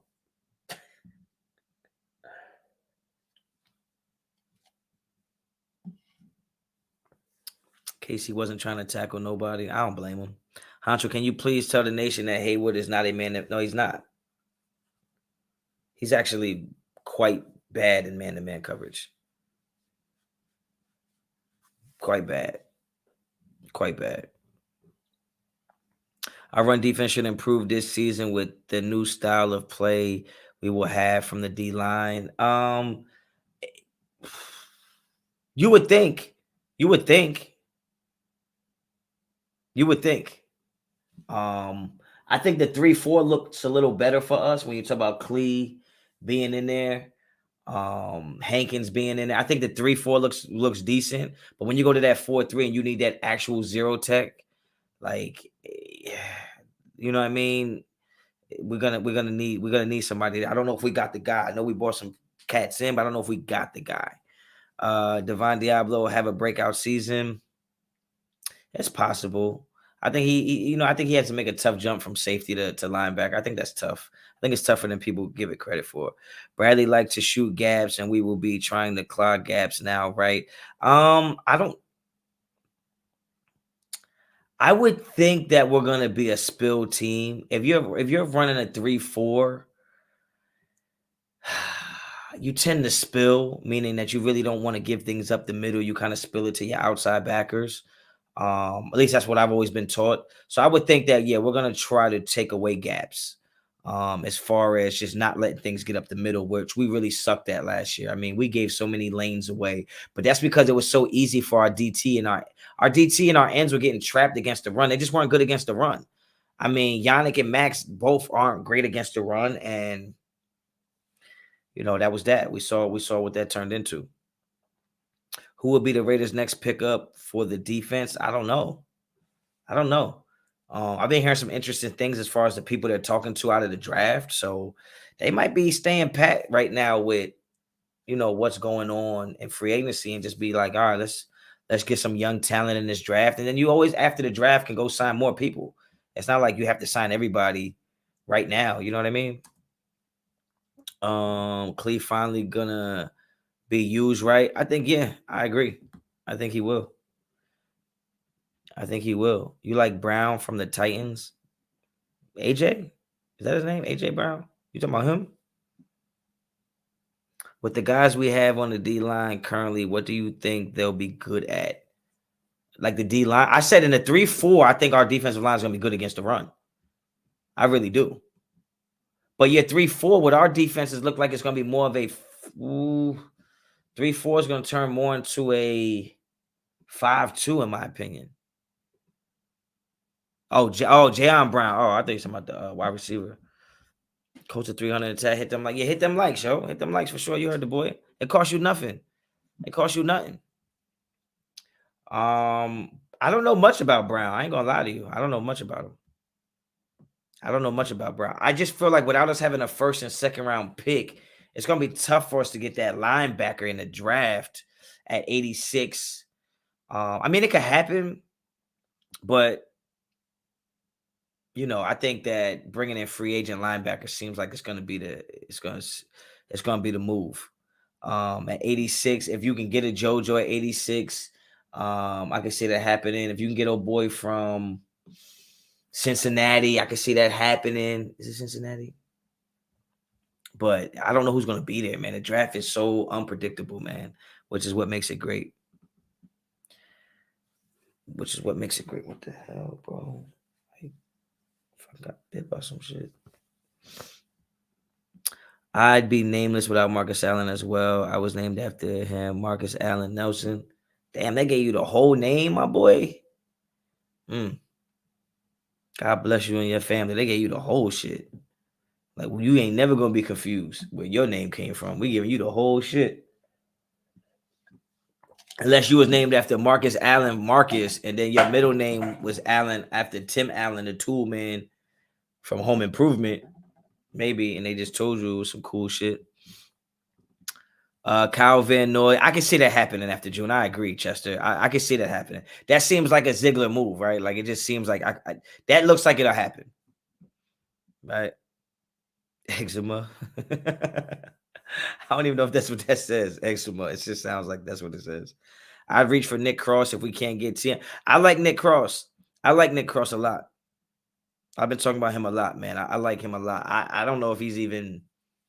I feel like his ranking goes up every week. Like, he was somebody you could get in the hundreds. Now he's like the guy to get at 86 or you can't get him. Perriman's trade value to me is non-existent, honestly. I don't see trade value for him. He's I just don't see it. He's a small linebacker. Um, I would say he's on the back nine. I loved what he did for us last year. But when you talk about trading, like these, it seems like these trades, it's hard to get any value out of people nowadays with these trades unless you're like a big target, like a big ticket item, like pay-per-view. John V says stay hydrated. Yeah, man, I done drank about 6 bottles of water since I've been on live. Shit. You know? Sue still, I don't like Sue. I never did like Sue. What do you think is Jonathan Abrams has linebacker? What do you think of Jonathan Abrams at linebacker? I guess, Ernie, I don't like the idea really. See, Jonathan Abrams to me would see, and this the thing. You got to stop calling it a linebacker, right? It's not that when you play in a defense that is a multiple front, like when you got a multiple defense, you're playing multiple positions. It's positionless at that point. Like your defensive ends could be linebackers, right? Your linebackers could be defensive ends. Your safeties could be linebackers. Your corners could be safeties. It all depends how they move. Like, you know what I mean? Like if you run a 4-2-5, there's a good chance that your safeties are playing linebackers at some particular time because they're going to be the apex players, right? So when you think about Jonathan Abram playing a linebacker, he's not going to be a linebacker per se, like Zach Thomas, Ray Lewis. He's not a linebacker. He'll be like a rover. He'll be like what you would call a bandit or like he would be like a weak backer, like so a Willie backer or a jack backer. Like he's not going to be your prototypical linebacker. So I just wouldn't call him that. Like they'll probably give him a letter on the board. It wouldn't just say linebacker, right? Like it might say linebacker on TV when they announce the positions. But in real life, like when I draw a defense on the board, they're letters. They're not fucking positions. Right? Like the only positions really are the linemen. Somebody said Tommy said robber. Like Jamal Adams, exactly. Jamal Adams is not your typical safety or linebacker. He's just a fucking player. And you find a place to put him. Jack Kennan, when you talk about the 3-3-5, first of all, I run the 3-3-5. Like that's that 30. When it comes to that 30, you got to remember. So think about it like this. Your 3-3 means 3 down linemen, 3 stacked backers. Those would be your middle linebacker. For me, it's a buck. And then you have your joker, which is an outside linebacker and your strong linebacker, your Sam and your Willie and your Mike, right? If you want to go basic shit. Those outside guys are technically safeties. In my defense, we call them a stud and a panther. Those outside guys are basically my safeties. So what happens is my stud is like my outside backer, right? He's more of a strong safety type. My panther is another safety that I walk up, and that's where you get your 3-3-5. So if you take one of the, but when you line up, it really looks like a 3-5-3. So they're not linebackers. So Abram coming down to play in the box, he's not a linebacker. He would just be whatever name that Patrick Graham gives those guys. Like, I just don't want people to think linebackers. Then you start arguing he's too small to play linebacker. Well, he's not playing linebacker. He's not playing linebacker. Sal, I appreciate the super honcho. What do you think about Marcus Jones from Houston? Marcus Jones from Houston is a fucking bullet. Fast as hell. He fits the player profile. And I think that's what some people don't understand about trying to predict who's going to play where, who's going to get drafted, who's going to get signed, is that there are such things as player profiles.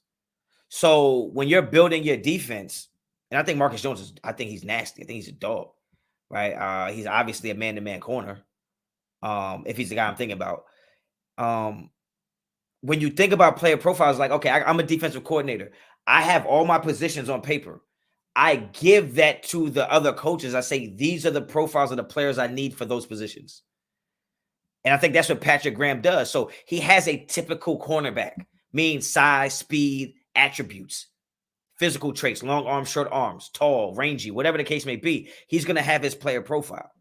And that's why I'm talking about when you're talking about linebackers. Well, if I'm running a 3-3 or 4-2-5, my player profile might change for that back end of that defense. My player profile might change for my defensive ends. So let's not get caught up in the names of the players and just get caught up in what their responsibility is going to be. Right? So that way you don't think of size of the guys. You don't think of how big they are, how fast they are. They have to fit a certain profile for what I'm trying to run. Jones is only 5'8", but dude is fluid as fuck. Yeah. When you're playing man coverage, that works. That works. I think people get stuck on the mindset of linebackers having to plug holes, pause, and stuff to run. Yeah, because I think people get caught up in traditional offenses. Just like Deontay Wilder isn't your traditional heavyweight. He's still putting motherfuckers down. Right? So we don't stop thinking traditional. Like we're modern. Like we've elevated things. We've elevated things. Right? So it's like when you come to defense, man, give me my best 11 players. We'll find somewhere to put them. Right? Because I can take a 5'8" kid that weighs 130 pounds and I'll put him at linebacker. Because he doesn't have to play like a linebacker. Especially if our scheme is to spill it and kill it. He doesn't really have to plug the holes. We're going to slant the defensive line, so we're going to take away a gap right there. So, but this is talk that everybody ain't ready for out here. You know what I'm saying? That's that kind of talk they're not ready for. If Marcus Jones was 5'10", he'd be a top 3 corner. I don't know about all that. Because I don't know if he's better than even if he was 5'10", I don't know if he's better than Elam, Booth, Sauce, Stingley. You know what I mean? I don't know. I'm not saying he is, but I don't know. Matthew Van Dyke said, relax. What you mean, relax? I hate when people say that. What you mean? What you mean?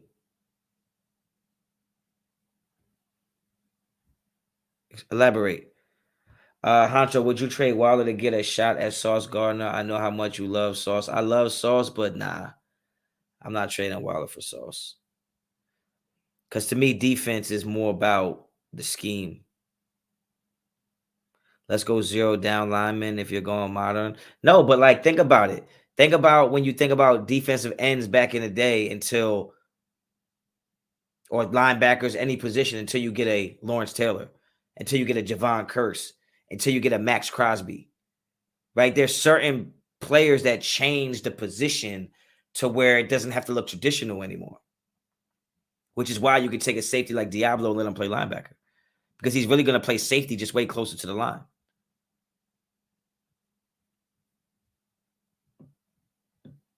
We need confident players that can stop the run and pass and know they can do it. Chance, I agree, but stopping the run is more about all 11 people.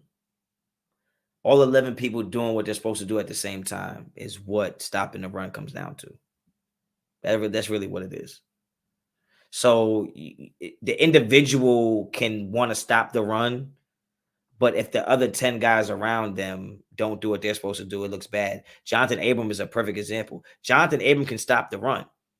But 2 years ago, playing for Gunther, the people in front of him were so poor at stopping the run, he ended up looking bad for it. I wouldn't say Stingley hasn't been dominant since his freshman year. I think the year before last, he was great. If I'm not mistaken, I could be wrong because all of the COVID years got me all messed up. But I'm pretty sure he sat out last year. But the year before that, I thought he was really good. Honcho, how you feel about Mullen if we bring in Gilmore? I think Mullen is I think he's still one of ours. But I've been telling y'all that Mullen is a cornerback too. But now Rock Ya-Sin and Everett, in my opinion, are just as good, if not better than Mullen. So I don't know if Gilmore is the guy. I just don't know if Gilmore still has what it takes to be at that upper echelon level of stopping wide receiver ones. I could be wrong. I'm just saying I don't know. Outside of right tackle, what's our weakest position in your opinion? Probably linebacker. I would say linebacker, then defensive tackle. Bradbury's nice. I like Bradbury. I like Bradbury a lot. How many games do you think we need to see before knowing where we stand?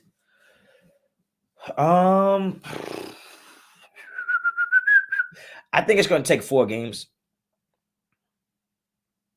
I feel like it's going to take 4 games. Random Q&A. Now, we were talking about some things, man. We talked about the win-loss total, 8.5. Are the Raiders a playoff team? Did they do the things to improve? Who should we pick at 86? I usually don't do random Q&As.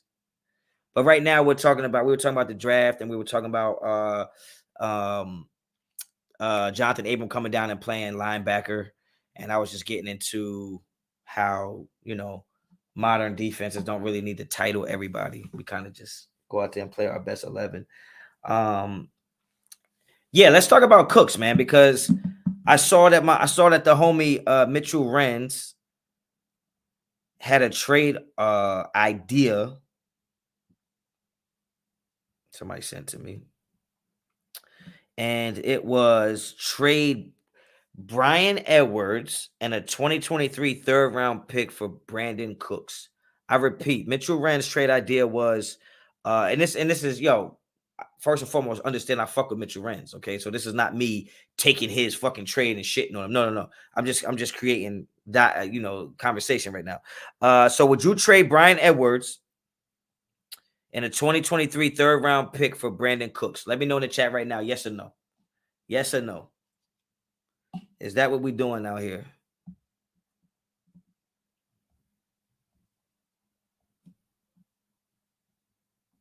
Let me know. Would do it in a heartbeat. Okay. Easy money. Yes. Quentin Booker says yes. DeMarcus says no. Silver and Stock says no. Element says no. EJ says no. Dark Fader don't want Cooks. Mitch is a GOAT.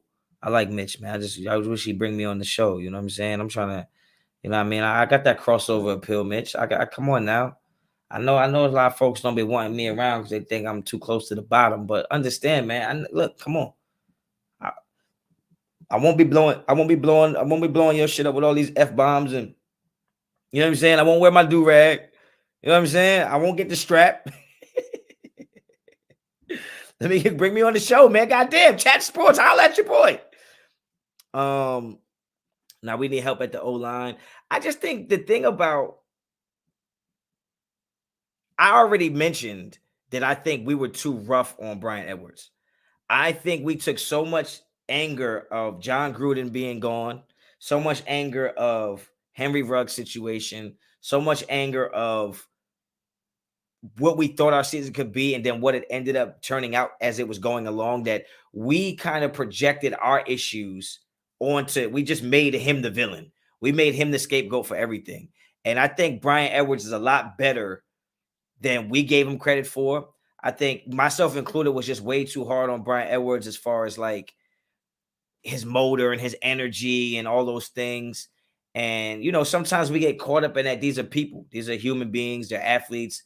And what we think they should be has nothing to do with when they become those things.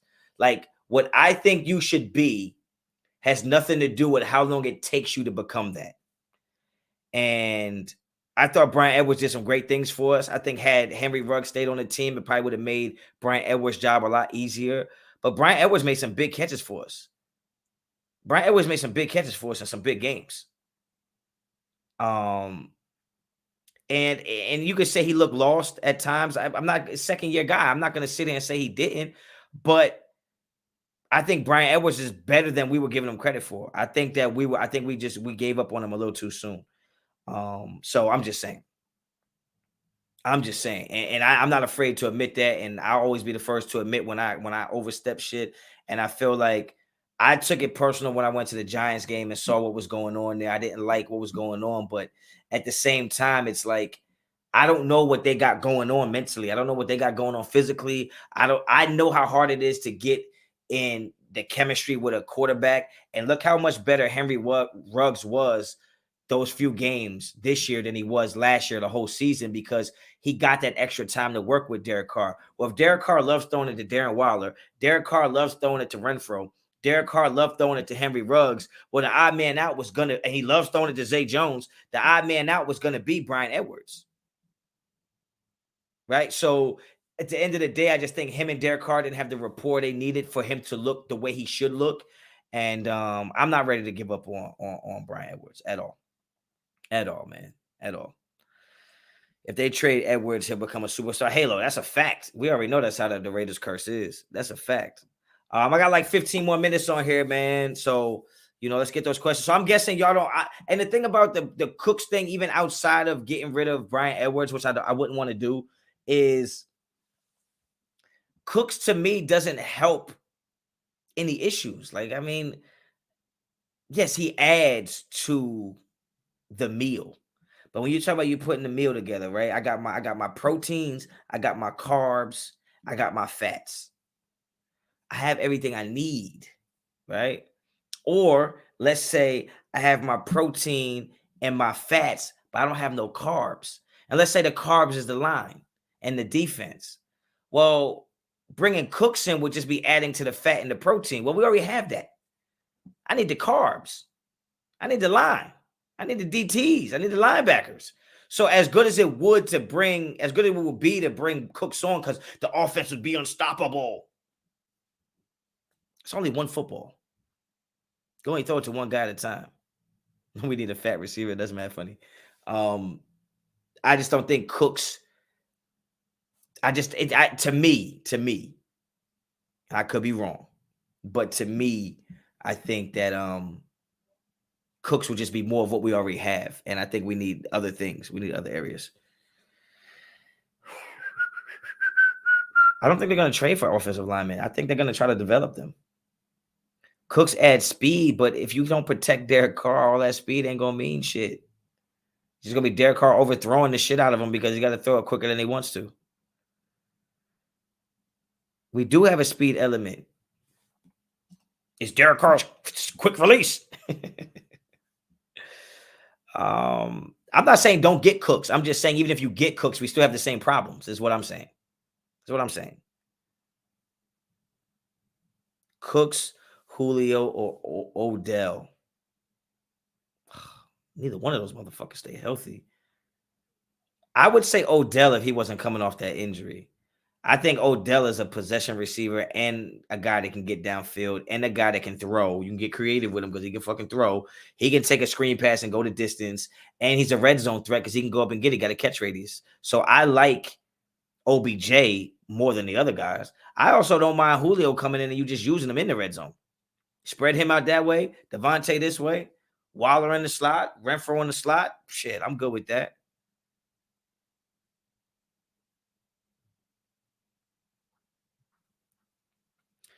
Game 2 season against the Jets, but since Ruggs is a burner, he left. Okay, since we talking about remember that was like the worst defensive call of all time, and Ruggs was wide the fuck open. That's not gonna happen often. Okay, you need a little bit of time. Okay, you need a little bit of time. Yes, that did happen, but that's not gonna be the normal. OBJ and I'm not gonna lie to you, man. OBJ is one of my favorite players that I never tell anybody is one of my favorite players. I love OBJ as a football player, man. I'll take Edwards over OBJ. Huh? What you mean? What you mean? What are you talking about? OBJ is better than Brian Edwards. You think we gave D-Jax a true chance as well? I think we gave him. I think we gave him a chance. I think you bring him back and give him another chance. Honestly, if he don't make it, he don't make it. But D-Jax again was a guy that we just didn't get the ball to because I don't think y'all don't take into consideration the chemistry it takes to be able to have the timing to throw the guys. And when you bring a guy in the middle of the season, no matter how good they are, no matter how good Derek Carr is, you just don't have a rapport with that guy. It's like let's say you have a rec basketball team and you got your brothers on the team and your friends that you went to high school with. And then one of those you play all the time. And then one of those guys is like, oh, I know a guy I work with at UPS. He's mad good. And then he comes and plays and like the chemistry's all fucked up. Because now you don't know when to get him the ball, where he wants the ball, and he doesn't know when to get you the ball. When it's certain things, man. It's certain things. And I think Deshaun just came in at a time where, there was just no chemistry and no rapport. It's going to be tough to get him the ball. That's not an excuse. That's just real life. And some of y'all in Peter Pan, Never Land Ranch want to think that football is played in your imagination where it seems like these things should happen. It doesn't work like that.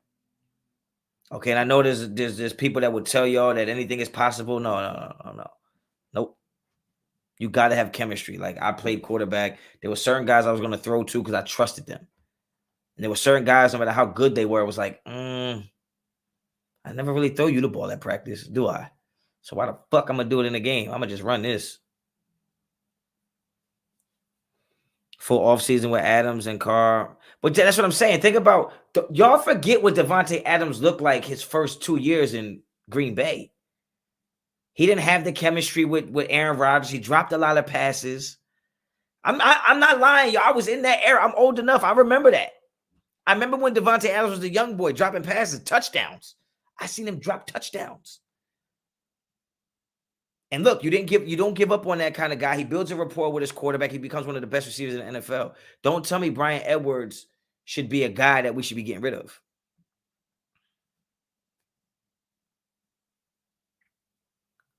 You know what I'm saying?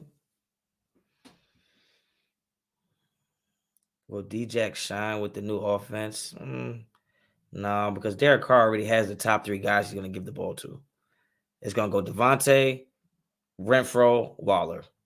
And he's already got the guys he's going to throw it to. You know, do you know what Leatherwood been doing this offseason? I'm assuming he's been working. I think that's what all NFL players do. Derek Carr is out there fucking playing golf every damn day. He must be. All that mean to me is his agent is working hard as shit for that contract extension because that motherfucker is playing golf every day. I'm like, Derek Carr, like, I love you, bro, but bitch, you ain't Phil Mickelson. You know what I'm saying? Like, what? Like, damn. That shit is crazy.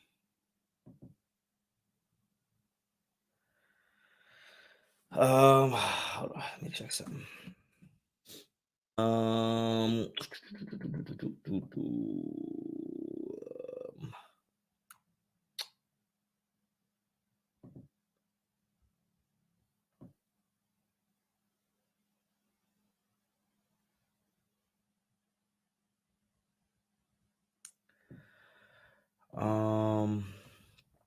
Let me see. Any risk Carr holds out? Hell no. Carr does not believe in that. Quentin Booker, what defensive tackle, nose tackle, safety, and linebacker would you like us to get? I mean, who I would like us to get and who I think we have an opportunity to get is like 2 different things. When you talk about defensive tackles, if you're going to be running a 4 down lineman and 3 down lineman, you got to get a guy. I mean, who do I think will have a chance of getting? I think a guy that we can get later in the draft would be a guy like Noah Ellis. I think that's his name. I know I don't know if it's Farrell from LSU is nice. But I just don't know who's going to be available. And I remember Haskell Garrett being a guy that I liked last year. And I remember doing like a fucking 5 guys the Raiders should draft. And somebody was like, Honcho, you bitch. He's going back to school. So Haskell Garrett, but he's a little undersized for me, but I think he's really good. CJ Wright is good. So those are DTs. I mean, obviously the big dogs are Jordan Davis, Devontae, Travis Jones, Winfrey, Hall, and shit like that. As far as safeties, I really like Nick Cross. Nick Cross is really the only safety that I feel like we have a chance of getting at 86. If you go past 86, let me see. Let me take out my shit real quick. If you go past 86, let me see. I guess you're looking at Weatherford. You're looking at. I don't hate JT Woods from Baylor. I don't hate him. I mean, Smoke Monday. How can you not like Smoke with a name like that? I mean, 6'3", from Auburn. He's nice. There's a couple different guys. I don't want to talk too much about it because I think me and Raid are going to do something about that. And as linebackers, I mean, we all know the big names at linebackers. And it looks like we're going to end up having to get one a little later. But I mean, if you fuck around and can get JoJo, if you can fuck around and get JoJo at 86, I think you have to try it. Brandon Smith is good, but he misses a lot of tackles. The boy from Cincinnati, he's decent. But yeah, if JoJo is there at 86, you can't be mad at that. I think he's a little undersized. But he's rated really high in PFF, and I like PFF. I like Damone Clark from LSU. You got DeMarco Jackson, a guy that I'm looking at late. Like a guy that I'm looking at late, is the boy from what school is he from? Shit. His name is I think his last name is Rose. Iowa State, maybe. I can't remember where he's from, but I don't have none of my papers with me right now, so I'm just like kind of going off the top right there. But yeah, I think he's a bigger body, which for linebackers, if he's playing in the middle, I feel like we need. I like Osamoa, but I don't think he's gonna be there. I don't think he's gonna be there at 86. I think he's a guy that goes in the 60s, in my opinion. I could be wrong though. But Quentin, appreciate the super, man. I hope you met in the draft. I like Damone Clark too, but he had to have spinal fusion. Yeah. I heard about that. That sucks, man. That sucks. It's crazy how you don't know you're hurt until you take a physical. Mike Rose, linebacker. AJC. Yeah. Yep. Big dude, man. He's from Iowa State, right? I might be tripping. I don't know. I could be tripping. Mitch was saying Cooks for Edwards. Yeah, we already talked about that. Percy Butler. I'm hearing a lot of people talking about him. That's the thing about this draft shit is that like you got to be careful with who actually fits the system. Not just a guy who's good, but they have to fit what's going on. I kind of meant both free agent and draft, but it's all good. Damn, Quentin, my bad, bro. I ain't fulfilled that $2, huh? My bad, man. I mean, in free agency, it's hard, man. Like in free agency, we want the honey badger, right? We want the honey badger. I don't see. I mean, who's still out there as free agency as far as DTs? Who you got? This Calais Campbell still out there? Like who the fuck is and Dominic and Sue? Like who's out there? Like give me some guys. Give me a list. Honcho Marquise Bell, safety from South Florida A&M. Let me see. Who the fuck is that guy? I love the safety position, man, but damn, it's scary going from college safety to NFL safety. Is just, and I'm really getting tired of people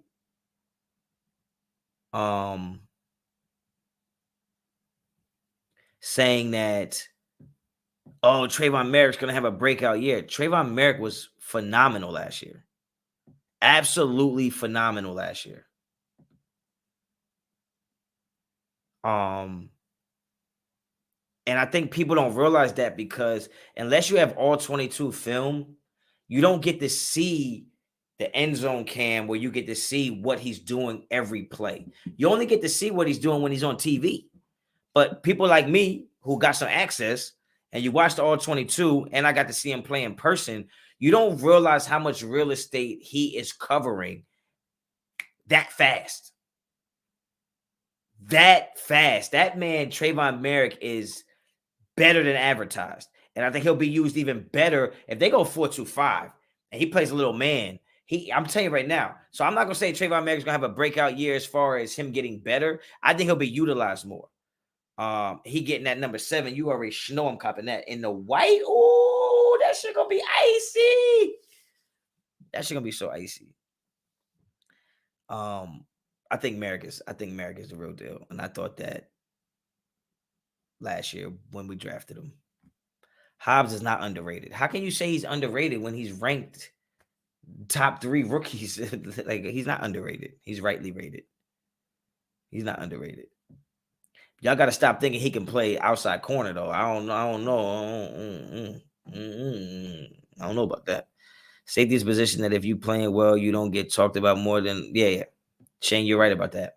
And that's the thing on defense. So I started as a corner, but as I got older, and I started playing safety, you don't realize that you're covering so much ground. And when you talk about Trayvon Merrick playing that single high safety in that 4-3 cover three setup, I mean, he was running the alleys.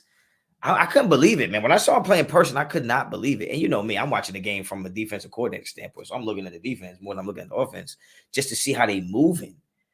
And you know, the way he was able to close distance from so far away. Because you got to think in high school, you play like 10, 12 yards off the ball. In the NFL, you're playing like 15 to 18 yards off the ball. So by the time you get into the mix, man, you have to close the gap. That alley is here. You got to shrink the alley so fast before they hit you with a little sauce. I just thought he did it. I just thought he was phenomenal last year. There's I can go on forever talking about the way he played in that secondary last year. I thought it was phenomenal. I really did. Especially when you think about Casey Hayward, like, and I mean, shit, man, he covered a lot of ground and he came up and made tackles. I thought he was great. I thought he was great. Honcho, do you think that the Pats trading for Parker spells the end for Aguilar? Oh, I wouldn't say spells the end. I mean, you got to compete, man. It's part of the fucking job. It's part of the fucking job. You got to compete. So, Gillespie will step up at safety. I don't think Gillespie to me, and I was super high on him when we drafted him. I think I said he was my second favorite draft pick. I love what he does, but he was never really great in coverage. But the fact that he can run a 4-3 and he hits, yeah, he'll be all right. I wonder why we didn't use Gillespie. I think he was hurt. If I'm not mistaken, Gillespie was injured. I just thought the defense was weird last year anyway. I thought the defense was weird. How do you feel about the O-line as of now? I'm not excited about the O-line right now. I'm not, because I'm tired of getting excited about that O-line, and then I watched fucking Derek Carr scrambling for his life, and it's just like, okay, what's going on? Now, that's not to say they're not going to do good. It's just that I'm just not excited. Meek need to play the honey badger role. He ain't no goddamn honey badger. He a goddamn honey bee. He ain't no badger. He ain't big enough. What are you talking about, man? He a honey bee. His ass better stay around the goddamn hive. Shit. Oh damn. Do I think Carmen gonna coach the O line? I hope so. I mean, shit, I can only hope. I just think that we get new coaches and we get new players, and everybody just looks at it as like with these jaded sunglasses on where everything is just perfect. Like, oh, now it's all gonna fall into place. And it's like it takes more than that. Like, they gotta get it done. Like, I don't know. I can't sit here and just be like, yeah, of course he's gonna coach him up. Shit, I fucking hope so. But I don't know. Gillespie might be able to play strong safety in a big nickel package this year. Yeah, I can see that. Meek's still looking for his man in the Buffalo game. That shit was brutal. Wasn't that 2 years ago? That motherfucker ran all the way across the field the wrong way. I'm like, oh God. Please drop this. Honcho, does Clee make the final roster? I think so. I think so. All right, man. I got a few more minutes. I got literally 2 minutes, yo. 2-minute drill. 2-minute drill. 2-minute drill. Get your last few questions in, yo.